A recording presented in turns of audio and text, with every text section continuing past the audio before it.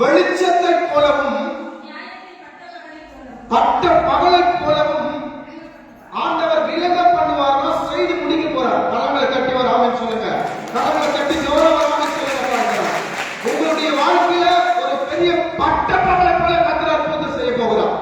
உங்களுடைய நீங்கள் எதிர்பார்த்திருக்கிற உங்கள் ஊழியமா இருந்தாலும் பிள்ளையோட மங்களமான காரியமா இருந்தாலும் அநேக பேருடைய வாழ்க்கையில இருள் அடைந்து கொண்டிருக்கிறது. ஒரு விதமான தடுமாறுகிற ஒரு இருள், ஒரு சந்தேகத்தினால வருகிற ஒரு திகில் என்கிற ஒரு இருள்.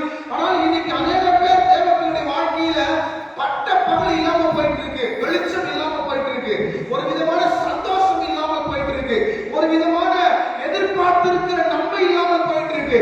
ஆனால் தேவனாகிய கர்த்தருடைய வார்த்தை சொல்லுகிறது, ஆண்டவர் நம்பி வந்திருக்கிற உங்களுக்கு நேராக அவர் உங்களுக்கு விலக பண்ண போகிறார். உங்கள் நீதியை விலக பண்ண போகிறார். உங்களுடைய நியாயத்தை அவர் விலக பண்ண போகிறார்.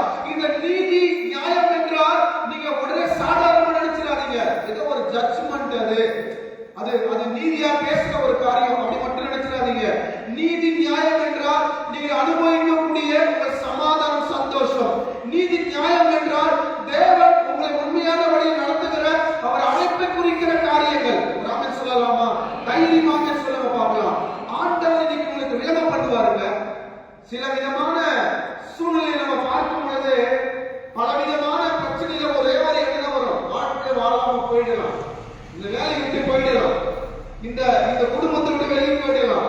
எப்ப அந்த எண்ணம் நமக்குள்ள வருதுன்னா நம்ம நீதி பறிக்கப்படும் போது, நம்ம மேல அநீதிகளை வைக்கும் போது, நம்ம மேல அநேக விதமான சத்துக்களை வைக்கும் பொழுது, நீங்கள் ஆண்டவருடைய வாக்குத்தத்தத்தை விசுவாசிக்கும் பொழுது அந்த விசுவாசம் நித்தியமான வாழ்க்கைக்கு நம்மளை கொண்டு போகும்.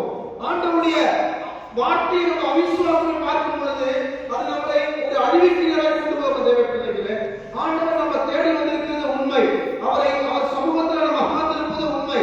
ஆனால் அநேக பேருடைய வாழ்க்கையில பட்ட பகல் இல்லாம இருக்கு, அதாவது வெளிச்சம் இல்லாம இருக்கு, அதாவது எதிர்பார்த்திருக்கிற காரியங்கள் இல்லாம இருக்கு. அதற்கு ஆதாயமாக யோபு ஒரு வார்த்தையை சொல்லுகிற வேதத்தை எடுத்துக் கொள்ளுங்க. இந்த பழைய ஏற்பாட்டின் வேதாகம புஸ்தகத்துல யோபு 29வது அதிகாரத்துல தெலுங்கு ஒருத்தர் படிக்க கேட்டுக்காம, தெலுங்கு பைபிள் இல்ல, யோபு 29வது அதிகாரம் 3வது வேத வசனத்துல யோபு என்ன ஆக சொல்றாரு பாருங்க. ஆண்டவர் உங்களுக்கு ஒரு பட்ட பகலுக்குள்ள ஒரு விலக பண்றது உண்மை. ஆனா யோபு சொல்ற காரியம் பாருங்க. யோபு 29வது அதிகாரம் 3வது வேத வசனம் தெலுங்குல படிக்கலாம். ஆண்டவருடைய வார்த்தை நமக்கு எழுதி வைக்கப்பட்டிருக்கிறது ஒரு சத்தமா.